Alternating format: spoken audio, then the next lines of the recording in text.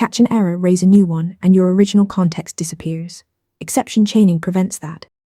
Exception chaining links exceptions together so one is recognized as the direct cause of another. When you catch a low-level error and raise a higher-level one, Python attaches the original as the cause of the new exception. This preserves the full context of what went wrong. The root cause is never discarded. Python gives you two forms.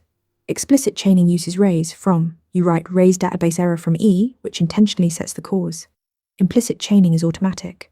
Raise a new exception inside an except block without from, and Python still stores the original in dunder context.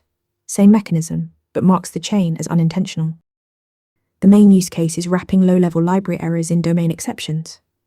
Your business logic shouldn't expose raw socket errors or database driver exceptions to callers.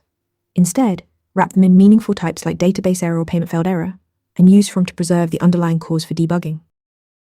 When an exception chain exists, Python shows both in the traceback. For explicit chains, you'll see the above exception was the direct cause of the following exception. You immediately know the root cause without digging through logs. The full story is right there in one traceback.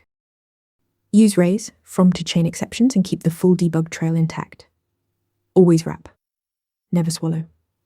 The root cause. Want to get better at answering questions like this? With Interview Mentor, you practice real interview questions out loud. You get personalized feedback and a grade on every answer, and you can track your improvement over time.